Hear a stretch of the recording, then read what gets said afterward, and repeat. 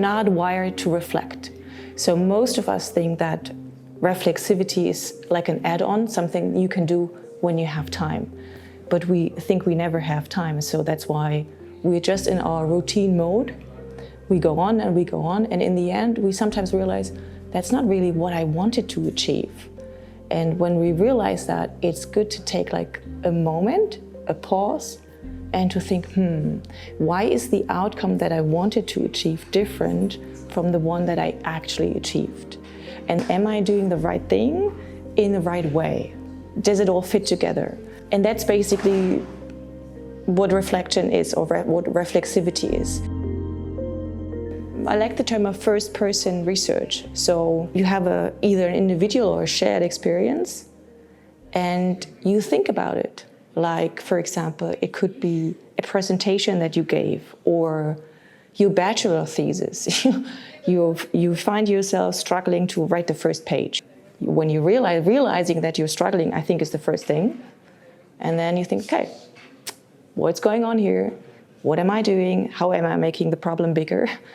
What is the tiny thing that I can change to be smarter, to approach something smarter? It's like research. You collect some data, and then you talk about it, you analyze it, and as an ideal output of research, you change your practice. So in order to do things differently, you need to have a look at how you're doing it now.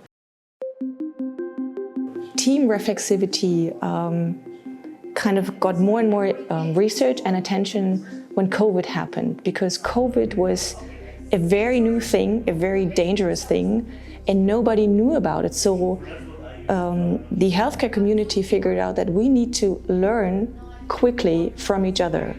And here these short team briefings and debriefings came in really handy. There was a lot of research going on, and that research has shown how teams benefit from these very structured, brief, continuous reflexivity interventions.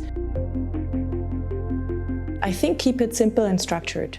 So it should be very simple and structured. It's a different kind of conversation or a different kind of routine, but just, figuring out 1 minute together before you start a project, or 1 minute before you start your daily meeting, or 1 minute afterwards. So how did the meeting go for each of us? The main idea is don't repeat the same mistake over and over again, and learn from the things that go on really well. So that would be before and after, but you can sometimes pause and reflect. That would be the medical example that I shared, where you, in the heat of the battle, you push pause and you briefly think, okay, are we doing the right thing at the right moment? We never have the time to reflect. I think my reframing is, if I think I don't have the time to reflect, that's the time to reflect. Because if we think we don't have the time to reflect, that means we are stuck in a habit of doing things on a routine basis. Just, working through your to-do list.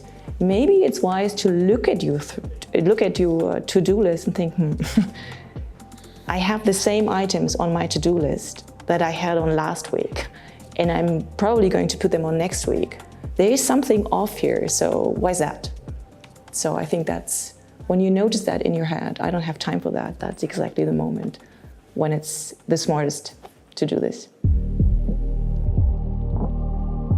I think go and find your own tool, something that works for you, that you think is interesting, that is short and simple, and that is evidence-based. So I'd really go for something that has a scientific evidence for it.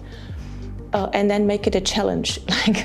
Like with the sports watches, you can do challenges. That helps me to do my thing. And you can do that with reflexivity, and then like an experiment, like do 1 month of it and then see how did it work. Was it something that you actually enjoy, that it becomes a habit? And the science says if you do it regularly and structured, it really boosts your performance.